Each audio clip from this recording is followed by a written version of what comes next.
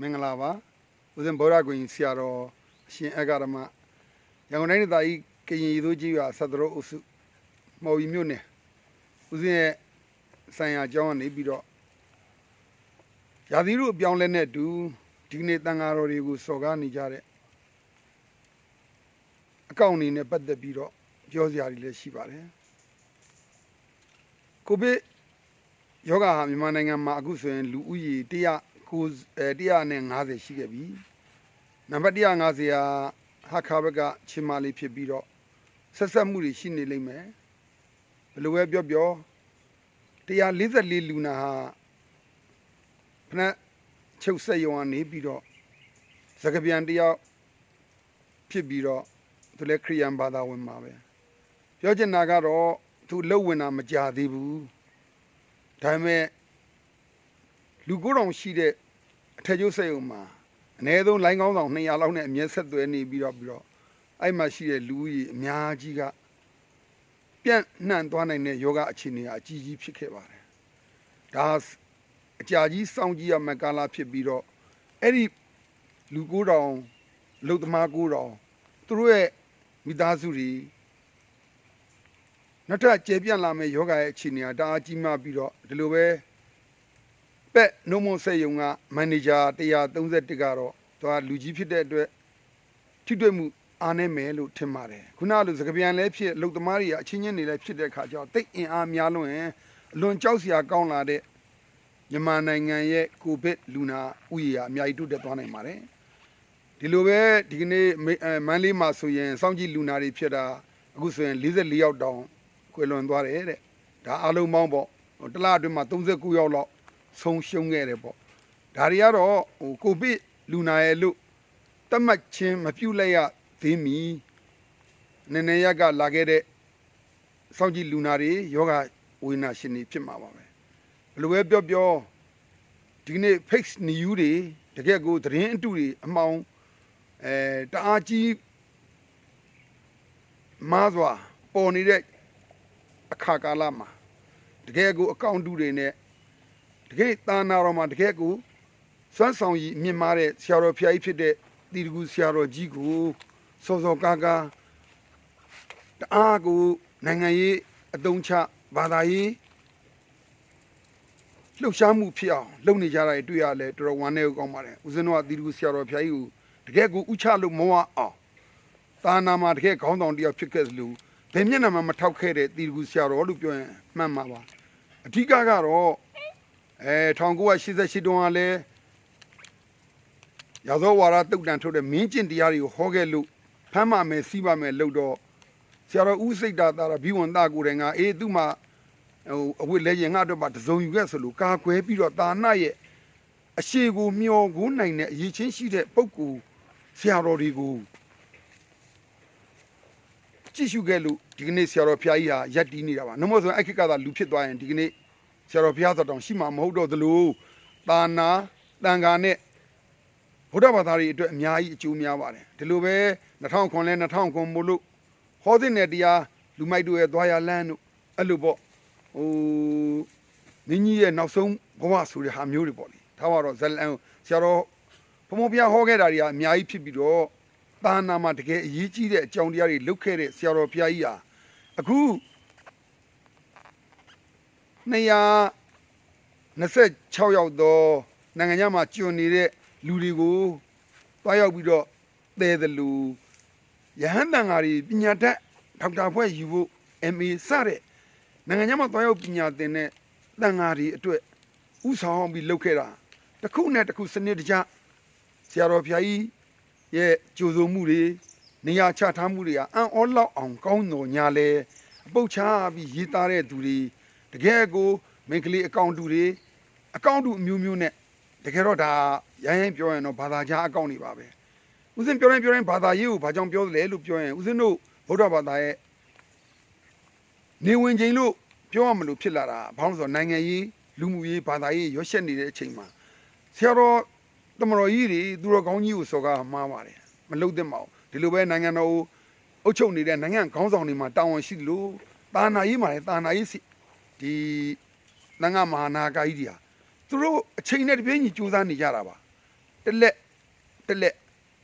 ်စုပေါင်းလက်နဲ့ဗုဒ္ဓသာနာကိုတည်ထောင်အောင်လုပ်နေတဲ့ကာလမှာတစ်မျိုးမဟုတ်တစ်မျိုးထင်ရှားတဲ့ဆရာတော်တွေထင်ရှားတဲ့အဖွဲ့အစည်းတွေကိုပျောက်ကွယ်သွားအောင်လုပ်ကြတာလေဒါနိုင်ငံရေးရဲ့ပြည့်ရလားဒါမှမဟုတ်ရင်ဒီနိုင်ငံရေးပြည့်ရကိုရောက်အောင်တွန်းပို့နေတဲ့ခုနကဖောက်ပြန်နေတဲ့လူတွေရဲ့သဘောလားတကယ်ပြန်စဉ်းစားကြည့်ရင်ဆရာတော်ဖျားကြီးလိုတန်ခါအများစုအတွက်ကြိုးစားနေလို့ဆရာတော်ဖျားကြီးရဲ့တပည့်သားမီးတွေရဲ့တီတကူเจ้าတွေလည်းတက္ကသိုလ်တွေလည်းအများကြီးဖွင့်နေကြတယ်ဆရာတော်ဖျားကြီးဖွင့်နေတာလည်းအများကြီးပဲကမ္ဘာနိုင်ငံနဲ့အဝမ်းမှာလည်းဘာသာသုံးညီညွတ်ရေးတွေတွားရင်ဆရာတော်ဖျားကြီးရဲ့ဟောကြားချက်တွေကလည်းသူ့မတူစံပြဖြစ်တော်လဲဒီကနေ့မြန်မာနိုင်ငံမှာနေပြီးမြန်မာစာရိပ်ပြီးတော့မြန်မာဗုဒ္ဓဘာသာဒီလိုနဲ့တိုက်ခိုက်နေတာတွေအကောင့်တူတွေအဲ့လိုမျိုးမျိုးစော်ကားနေတာလေတော်တော်ကိုကြောက်စရာကောင်းလာပါတယ်ဒါကြောင့်ဒီနေရာနေပြီးတော့တောင်းပန်လိုက်ချင်မှာဥစဉ်လည်းလိုပဲစော်ကားနေမှာပါပဲပြောနေမှာပဲဥစဉ်တို့လူပုံကိုယ်တွေကဘာမှမဟုတ်ဘူးဆရာတော်ဖျားကြီးများကိုစော်ကားပြီးဆိုရင်မြန်မာနိုင်ငံသားတွေရဲ့အသက်နှလုံးကိုနစ်နာစေပါတယ်အချိန်နဲ့တပြေးညီအမြဲတမ်းခစ်တဲ့သမိုင်းကိုအမြဲတမ်းတိဆောက်ခဲ့တဲ့ဆရာတော်ဖျားကြီးဟာအမှန်တမ်းပြောရင်လူအပ်ရင်အမြဲတမ်းပုံကိုယ်မြေဘူးအဖွဲ့အစည်းမြေဘူးဆုံးမသင့်ရင်တိုက်ရိုက်ဆုံးမပြီးတော့ဘာသာနဲ့သာနာအတွက်ကြီးမြတ်စွာယဉ်ကျေးစွာတိမ်မွေ့စွာအမြဲတမ်းဟောကြားပြီးတော့စောင့်ရှောက်တဲ့မှတ်လမ်းပေးတဲ့ဆရာတော်ကြီးကိုဒီလိုသူတော်ကောင်းဒီလိုထက်မြက်တဲ့ဆရာတော်ဖျားကြီးတွေကိုတိုက်ခိုက်နေတာဘယ်သူလဲဆိုတာဓမ္မမစ္စတွေသိနိုင်ပါတယ်ခုနလိုကနိုင်ငံညာရောက်ပြီးတော့မြန်မာနိုင်ငံအပေါ်မှာမရှုစိတ်မနာလိုတဲ့လူတွေလည်းရှိနေမှာပါဓမ္မမစ္စသူတော်ကောင်းတို့အဲ့ဒီအကောင့်နေနဲ့ပတ်သက်လို့ရှိရင်တချို့ကတော့သူအဖွဲ့အစည်းတွေလုပ်ပြီးတော့ report တွေထုတ်ပြီးတော့အပြောက်ရှင်းနိုင်ကြရမယ်ဦးဇင်းတို့ဗုဒ္ဓဘာသာမှာကာကွယ်မဲ့လူမရှိဘူးမြန်မာလူငယ်တွေဗုဒ္ဓဘာသာလူငယ်တွေဒါတွေကို team တွေလုပ်ပြီးတော့ဗုဒ္ဓဘာသာဆရာတော်ကြီးတို့စောင့်ရှောက်တာကာကွယ်တာအဲ့လိုမရှိကြအဲ့လိုမရှိကြတော့ဗုဒ္ဓဘာသာရဲ့အားနည်းချက်ကပို့ပြီးဆိုးတာတယ်အခြားသောဘာသာတွေမှာတော့သူတို့နိုင်ငံကထုတ်လုပ်တဲ့communication တွေဖြစ်တယ်လို့သူတို့ရဲ့telecom တွေသူတို့ရဲ့ ID နည်းပညာတွေဖြစ်တဲ့အတွက်သူတို့လူမျိုးချင်းနဲ့ဒီဘုရားဘာသာမြန်မာလူမျိုးတွေအတွက်အများကြီးအားနည်းချက်တွေဖြစ်ပါတယ်တကယ်တိုးတက်တဲ့လူငယ်တွေဒါဥစဉ်တခြားမပြောလို့ပါဘူးအခြားအဖွဲ့အစည်းဖြစ်တဲ့အစ္စလမ်လူငယ်များအဖွဲ့အစည်းနဲ့ဥစဉ်ကောင်းရင်းနှီးတယ်ဥစဉ်ကိုယ်တိုင်ပြုစုပြောထောင်ပြီးတဲ့သားငယ်လေးတယောက်ကဒီကနေ့ network ပညာရှင်တကယ်သူတို့လုံနိုင်တယ်အဲ့တော့လည်းသူတို့အဲ့လိုလုပ်ခဲ့တယ်ဒါပေမဲ့ဥစဉ်တော်ရှင်းတယ်ကဲတာပဲသူတို့လှုပ်တာပဲသူတို့အကြောင်းလည်းကိုသိခဲ့မယ်ဒါတွေကိုဥစဉ်ချမပြခဲ့ပါဘူးဒါကြောင့်ဘာသာတရားတွေကြားထဲမှာဗုဒ္ဓဘာသာဆရာတော်ကြီးကိုတိုက်ခိုက်ခြင်းဟာမြန်မာနိုင်ငံသားတွေရဲ့အသင်းလုံးကိုတိုက်ခိုက်တယ်လို့ပါပဲမြန်မာနိုင်ငံသားရောင်ဟန်ဆောင်ပြီးတော့ဗုဒ္ဓဘာသာရောင်ဟန်ဆောင်ပြီးတော့တိုက်ခိုက်တဲ့သူတွေရှိတယ်လို့ဒါသူတို့ရဲ့ထုံးစံဒါကြောင့်မှပဲဆရာတော်ကြီးတွေကိုဗုဒ္ဓဘာသာတွေမကျင့်တတ်ဘူးလို့သူတို့ဖြစ်စေချင်တာဘယ်လို့မှမဖြစ်နိုင်ပါဘူးဒါကိုတော့ဦးဇင်းဒီနေရာကအတီအလင်းကြော်ညာပါတယ်ဒီလိုပါပဲသာနာအတွက်အကျိုးဆောင်တဲ့အဖွဲ့တွေပျောက်ကွယ်သွားပြီးအခုမကြခင်မှာရွေးကောက်ပွဲအတွက်သူတို့မျှော်လင့်ကြမယ်ဒီလို COVID-19 နဲ့ရွေးကောက်ပွဲဘယ်လိုစမလဲဒီအချိန်မှာနိုင်ငံရေးကစားမှုတွေလည်းလာအောင်မှာနောက်ဆုံးရသွားရင်လေအမျိုးဘာသာနာချစ်မြတ်နိုးတဲ့သူတွေဖြစ်တဲ့နာအမှန်ပဲဦးဇင်းတို့တိုင်းပြည်တည်ငြိမ်စွာတည်ဆောက်ခဲ့တယ်မတိုးတက်ခဲ့တာတော့တကန်းနာပဲတိုးတက်ဖို့အကြောင်းတရားတွေကိုဖန်တီးတဲ့နေရာမှာဘုရားဘာသာကိုဖယ်ထုတ်ပြလို့မရနိုင်ပါဘူးဒီအတွက်လဲဦးဇင်းတို့ကတော့တတ်နိုင်သမျှတော့သာနာအတွက်လှုပ်ဆောင်သွားမှာပါဦးဇင်းတို့နိုင်ငံရေးသမားမဟုတ်ပါဘူးဦးဇင်းလူဘွားနိုင်ငံရေးလုပ်ခဲ့တာမှန်တယ်ဒါပေမဲ့ဒီကနေ့ဦးဇင်းဘာသာရေးနဲ့ပဲနေတယ်ဒါပေမဲ့ဘာသာသာနာအတွက်တော့အလုပ်လုပ်နေတယ်ဆဲရင်ဆဲပါဦးဇင်းအမြဲတမ်းတောင်းပန်နေမှာပဲအခုတော့ရှိတယ်ဦးဇင်းရဲ့ဝိပဿနာပညာနဲ့ဦးဇင်းအကောင်းဆုံးတော့ကျေးဇူးဆက်နေမှာပါမြည်သူမဆိုဘယ်ဘာသာမဆိုလေ့လာလို့ရတယ်တရားတွေဆွေးနွေးမယ်ခေါ်ရင်လာမယ်ကြွရင်ဆွေးနွေးမယ်ဒါမျိုးပါဒီလိုပါပဲဒီကနေ့ရာသီဥတုကူပြောင်းသွားပြီမကြခင်မှာဧပြီပြီးလို့မေရောက်တော့မယ်အဲ့ဒီကနေ့ည29ဆိုရင်မုံတိုင်းရှိတယ်ဆိုပြီးတော့တိကျတဲ့သတင်းတွေနဲ့အတူသုံးသပ်ချက်တွေက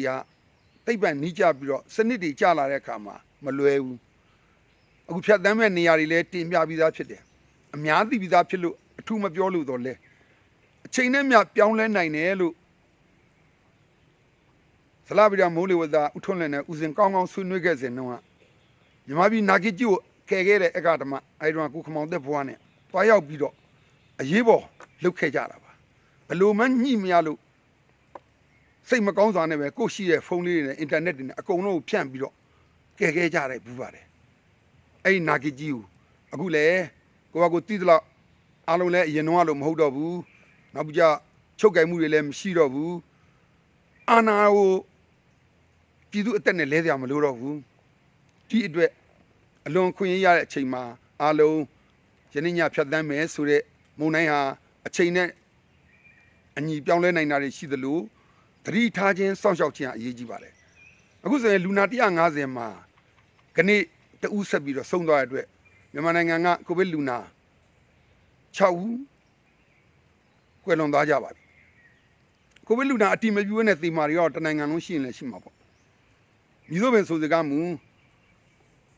ကမ္ဘာအတိမပြုနိုင်ငံတော်ကနေပြီးတော့လျှို့ဝှက်ထားတာမရှိဘူးဒါပေမဲ့သတင်းတွေကိုလိန်တာတွေတော့အများကြီးပဲနိုင်ငံတော်ကတင်ပြတာတော့အတိအကျပဲအဲ့ထဲမှာနောက်ထပ်ပြန်ပွားလာမယ်နှုံကတော့ခုနကလှိုင်သားရဟာတိတ်ကြောက်စရာကောင်းပါတယ်ဆရာဒေးဗစ်လာတို့အဖွဲ့ရဲ့ယောဂဟိုရဲ့ဥယျာဉ်လည်း83လားမသိဘူးရှိသွားပြီးတော့နောက်ထပ်လည်းရှိကောင်းရှိနိုင်တယ်ဒါပေမဲ့အဲ့လောက်ကြီးတော့မများနိုင်တော့ဘူးထိချုံနိုင်ပြီလို့ပြောရင်ရပြီမဲ့ခုနလှိုင်သားရနဲ့ဟိုပက်နို့မဆက်ရုံကကိစ္စတွေတော့နောက်ထပ်တွက်လာထက်လာလိမ့်မယ်လို့ထင်ပါတယ်တရက်ခဏသတင်းလေးနဲ့အကြောင်းလေးပြောလိုက်တယ်နောက်တရက်မှာသတင်းဒူးတွေကဖြစ်ပြီးတော့နောက်ထပ်အကြီးတွေဖြစ်လာတာမြင်တော့သိလည်းမပြောလို့ပါဘူးအဓိကတော့ဖိတ်အကောင့်တူတွေနဲ့ဆရာတော်ဖျားကြီးပေါ်မှာစော်ကားတာတွေကိုဓမ္မမိတ်ဆွေဗုဒ္ဓဘာသာတွေဝိုင်းဝန်းပြီးတော့ကူညီပြီးတော့နားလည်ကြပါစိတ်ထဲမှာခံစားရတဲ့ကိုကပြန်ပြီးတော့ဘယ်လိုဖြည့်ရှင်းမယ်ဘယ်လိုတုံ့ပြန်မလဲဆိုရဲဤပညာနဲ့ဤစနစ်တွေကိုလူငယ်အဖွဲ့အစည်းတွေနဲ့ဆရာတော်တမတော်များစုပေါင်းပြီးတော့ဆရာတော်ကြီးရဲ့ဂုဏ်သိက္ခာသာမကဗုဒ္ဓဘာသာရဲ့ဂုဏ်သိက္ခာကိုထိပါသလိုကျန်တဲ့ဆရာတော်တွေလည်းဒီလိုပါပဲဒါဒီထဲမှာဟိုစုံပြူတွေလည်းပါသလိုအများကြီးရှိပါတယ်ပါဏာထဲမှာမြတ်စွာဘုရားရှိငယ်သလိုပဲဒီဝရက်ကလည်းဘုရားသားတော်တွေပါပဲပုဂ္ဂိုလ်ရေးကိုမပြောလို့ပေမဲ့ဦးစင်းအနေနဲ့တော့ဒီကနေ့ကိုဗစ်လူကြီး150မှာ19ရောက်လာပြန်ကောင်းပြီလို့သတင်းထွက်ပါတယ်တိကျတဲ့သတင်းနဲ့ဓာတ်တဲ့ပိုးပြီးခိုင်မာပြီးတော့အခုဆိုရင်စားရည်ကိုပုတ်ပွက်ဆူအောင်လုပ်ပြီးတော့ရှူတယ်ဆိုတဲ့ကျမ်းမာရေးအသည့်လည်းအများကြီးပါဒါတွေကလှုပ်ဆောင်နေမှာတယ်တချို့ဆရာဝန်ကြီးများတော့ဗမာနီးဗမာဟန်နေမလုပ်ပါနဲ့ဆိုလို့အတွေ့အကြုံနဲ့ဘုဒ္ဓနာရလာတဲ့ပညာတွေဟာအများကိုကယ်နိုင်ပါတယ်နောက်ပြီးကြတော့အခုယောဂရှိသည်ဖြစ်စေမရှိသည်ဖြစ်စေကြိုးပြီးတော့လုံနိုင်တယ်လို့ကျမ်းမာရေးပိုကောင်းသွားဖို့အတွက်လှုပ်တဲ့နာတွေရှိတယ်လို့အကယ်၍ကိုမှလေချောင်းရတယ်အခုရာသီဥတုကလည်းမိုးရာသီကိုပြောင်းတော့မယ်အခုဆိုရင်ရာသီဥတုအများကြီးပြောင်းလဲနေပြီတရက်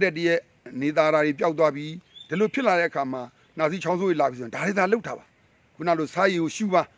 ပုတ်ပွက်ဆူတဲ့ဥစ္စာကိုအပေါ်ခေါင်းနဲ့အုပ်ပြီးတော့ရှူတာလေးဟာတကယ်ကိုအကျိုးများပါတယ်ဒါကြောင့်ဒီအချိန်မှာနိုင်ငံရေးတွေကလှုပ်ရှားပြီးကစားနေပါလိမ့်မယ်ဒါပေမဲ့ကျမ်းမာရေးကအဓိကဖြစ်ပါတယ်အဲ့ဒီခါမှာနိုင်ငံရေးလှုပ်ရှားတိုင်းဘာသာတရားကိုအသုံးချတတ်ပါတယ်သူတို့ဘာသာတရားတွေအတွက်ဗုဒ္ဓဘာသာကိုတိုက်ခိုက်နိုင်ပါတယ်ဒါကြောင့်နိုင်ငံအပေါ်မှာအမျိုးချစ်တဲ့စိတ်နဲ့တက်လာတဲ့တပ်မတော်နဲ့အတူနိုင်ငံခေါင်းဆောင်တွေကိုရွေးချယ်ပြီးတော့ဆရာတော်ဖျားကြီးကငါထိုင်တဲ့ခုံအောက်က၄ထောက်ကိုရှင်းပြပြီးတော့ကျမကြီးကောပြည်သူကောသာသနာကောအဲ့လိုနိုင်ငံတော်ကောတစ်ခုစီကိုချပြသွားတာအလွန်ကောင်းတယ်ဆရာတော်ဖျားကြီးရဲ့မေတ္တာစေနာ226ဦးသောတပားပဲကျွန်တော်တဲ့ဝီနီတော်နဲ့ညီအောင်လို့229သောသိက္ခာပုဒ်နဲ့ပြောလို့26ဦးသောတန်ဃာတော်တွေကို226ပါးသောတန်ဃာတော်တွေကိုကျန်တဲ့လူတွေပါသေးတယ်ကွာရန်တင်းထားတာကိုတွေ့လဲရတာပေါ့လေတော်ကိုကျဉ်းနှံ့မိတယ်ဆရာတော်ကြီးရဲ့ဂုဏ်သိက္ခာနဲ့ဆရာတော်ကြီးကိုကြည်ညိုတဲ့လူနဲ့ပေါင်းသင်းပြီးတော့ဖွဲ့စည်းပြီးတော့ဖြစ်အောင်အရေးပေါ်ရင်ကာကွယ်သလိုအခုမကြာမီမှာထပ်ဝင်လာတော့မယ်ထိုင်းနိုင်ငံတရုတ်နိုင်ငံမြန်မာနိုင်ငံတွေကိုဝင်လာကြပြန်ပြီမြန်မာနိုင်ငံသားတွေအခြေအနေရကျန်းမာရေးရအခွင့်အရေးရကိုယ့်အိမ်ကိုပြန်လာရင်လူကြီးခက်မှန်းတော့3 သန်းလောက်တောင်ဆိုတယ်သူထိုင်းကလည်းဝင်လာတော့မယ်မြန်မာနိုင်ငံနေသက်တလျှောက်ဒါတွေအားလုံးကိုလည်းစောင့်ကြည့်ပေးကြပါဝိုင်းဝန်းကူညီကြပါလူမျိုးရေးသတိနိုင်ငံရေးသတိ ကျမ်းမာရေးသတိရှိနေမဲ့ဆိုရင်ဒီလူမျိုးကြာဆုံးသွားတာမရှိဘူးဒီနိုင်ငံဆုံးရှုံးသွားတာမရှိဘူးဒါဦးစင်းရဲ့အမြင်မှာဒီလိုပဲဒီကနေ့ဆန်လေးရှိပြီနဲ့ပဲတွေပါရထားတာနိုင်ငံတော်ပေးထားလို့ကုန်တော့ပါပြီဒီအတွက်လဲနိုင်ငံတော်အနေနဲ့ဝမ်းစာမကြံရနေပါသည်ပြည်သူတွေချမ်းသာဖို့လိုပါတယ်အမြန်ဆုံးထပ်ပြီးတော့စီစဉ်ပေးဖို့လိုပါတယ်ချမ်းသာတဲ့သူနဲ့လူလက်တန်းစားကဘာမှမဖြစ်ပြီနဲ့စင်းရဲသားတွေဟာဘဝမသေးကြရင်သူတို့ရေရာတော်ကိုလှုပ်တော့မှာပါအဲ့ဒါကထွက်ပြီးမိုက်တာတို့ခိုးတာတို့တကက်ကိုရဲတင်းတင်းဖြစ်လာပါလိမ့်မယ်ဒါကြောင့်အချုပ်တွေထောင်တွေဖွင့်မဲ့စားပြည်သူတွေကိုဝင်ငါဖို့အချိန်တန်ပြီလို့မြင်မိပါတယ်တလားစာလောက်ရှိတဲ့ဟာကိုတအိမ်သားလုံးစားရမယ်ဆိုရင်မလွယ်သလိုနောက်ထပ်ကိုဗစ်-19 ရဲ့ယောဂတက်တန်းရင်လာကုလသမဂ္ဂတောင်ဒါကိုနောက်ထပ်အနည်းဆုံး3-5 လထိမ့်သိမ့်လို့မရနိုင်သေးဘူးလို့လက်ခံထားတယ်တော်တော်လေးလဲအခြေအနေကကြောက်စရာကောင်းတယ်ကြောက်စရာကောင်းတယ်ဆိုတာကြောက်လန့်နေရမှာမဟုတ်ဘူးသတိနဲ့တိုင်းရင်းသားပေါင်းစုံဘာသာပေါင်းစုံလူမျိုးပေါင်းစုံစုပေါင်းပြီးတော့ကာကွယ်ရမယ်တူကိုတူအပြစ်တင်မနေနဲ့တူကိုတူစော်ကားမနေနဲ့ဒါပေမဲ့သတိမထားရင်တော့အကုန်လုံးလမ်းမမှာပဲဒီကနေ့ပြောချင်တဲ့အထက်မှာဆရာတော်ဖျားကြီးပေါ်မှာပုတ်ခတ်စော်ကားနေတဲ့အကောင့်တွေဟာဗုဒ္ဓဘာသာကြီးမဟုတ်ဘူးလို့ယုံကြည်သလိုဗုဒ္ဓဘာသာဟုတ်တော်လဲဗုဒ္ဓဘာသာနှလုံးသားမရှိကြတော့တဲ့သူတွေဗုဒ္ဓဘာသာအသိတရားနဲ့သူတွေဗုဒ္ဓဘာသာအစာမကြည်တဲ့သူတွေဖြစ်လိမ့်မယ်နောက်ပြီးကြတော့နိုင်ငံရေးကိုအကြောင်းပြပြီးတော့ဘာသာသာနာကိုစော်ကားနေတာဒီကနေ့ပြီးခဲ့တဲ့လွတ်တော်ထဲမှာဖြစ်ခဲ့တဲ့အခြေအနေတွေကိုအကျယ်မတင်ပြလို့အမျိုးဘာသာသာနာအတွက်တနိုင်ငံလုံးညီညွတ်ဖို့လိုပါတယ်ဒီလိုပဲကျမ်းမာရေးအတွက်လူမျိုးဘာသာမရွေးစုပေါင်းညီညွတ်ဖို့လိုပါတယ်ဒါဥစဉ်ပုဂ္ဂိုလ်ရေးဆန္ဒမပြောပါဘူးဘုရားကိုရင်ဆရာတော်တတ်နိုင်သမျှသာနာအတွက်အလုံးလုံးနေလို့သာဒီစကားတွေပြောပြတာပါကောင်းပါပြီဒါကြောင့်ဓမ္မမိတ်ဆွေသူတော်ကောင်းတို့လည်းဥစဉ်ပြောတာကြာသွားရင်လည်းသိခဏနားထောင်ပေးပါဒါဆရာတော်ဖျားကြီးကိုဥစဉ်တို့ဗုဒ္ဓဘာသာအနေနဲ့အထွတ်အမြတ်ထားသလိုဓမ္မမိတ်ဆွေသူတော်ကောင်းတို့ကဒီ fake အကောင့်အနေနဲ့ပတ်သက်လို့နောက်ဆုံး report ပဲထူထူပေါ်လေးလုပ်လို့ရပါတယ်ဥစဉ်ဒါတွေကိုအားမပေးကြပါဘူးဥပက္ခပြုလိုက်ပါစိတ်မကောင်းလည်းမဖြစ်ကြပါနဲ့ညီညွတ်ပြီးတော့စီးလုံးပြီးတော့လှုပ်ဆောင်နေတာလှုပ်ဆောင်မှာဝမ်းနဲ့ပြီးငိုကြည့်ပြီးထိုင်နေလို့မရပါဘူးဒါကြောင့်ဆရာတော်တမတော်များကလည်းအားလုံးဒီအချိန်မှာတန်မိုးရှိတဲ့ Facebook YouTube internet တွေကိုတန်မိုးရှိစွာအသုံးချပါဒီအချိန်မှာnuke တွေဖြစ်တဲ့ကိုရင်လေးတွေပေါ့စာလေးတွေခြားနိုင်ငံဖြစ်တာတွေရောကိုယ်နိုင်ငံမှာလည်းအခုဖြစ်လာတယ်ကာရာတွေဆူရာတွေဒါတွေနဲ့ပတ်သက်လို့ဆရာတော်တမတော်များကလည်းထိမ့်သိမ့်ပေးကြပါအောင်ဖေ။ကိုရင်လေးတွေပျော်တာတော့ပျော်တာပေါ့လွဲချောနေတဲ့ဘာသာတရားနဲ့ဆန့်ကျင်တဲ့နိစ္စဂီတဝါဟိတတွေမကဘဲနဲ့တကယ်ကိုတာမနာတာရုပမဖြစ်တဲ့အမှုရာတွေဖြစ်နေတာတွေလူငယ်ကိုရိုရီနဲ့မကျင်းတဲ့လူထွက်လိုက်တန်ခါအဝတ်ကြီးနဲ့တော့သွားပြီးတော့လူမြင်မကောင်းအောင်သူမြင်မကောင်းအောင်မလုပ်သင့်ပါဘူးအဲ့အတွက်လဲတတ်နိုင်သမျှညီညွတ်ကြပြီးဆရာတော်တမတော်များကလည်းကိုယ့်ဘာသာနာဗဇက်ကသာကာကွယ်တာပြောနေပြီးတော့နောက်ကအိပ်ပေါက်နဲ့ဖားကောက်နေလို့လည်းမဖြစ်ပါဘူးဒါကြောင့်ဆရာတော်ဖျားကြီးရဲ့စေနာကိုတတိထားရင်အပြစ်များကြီးလာရင်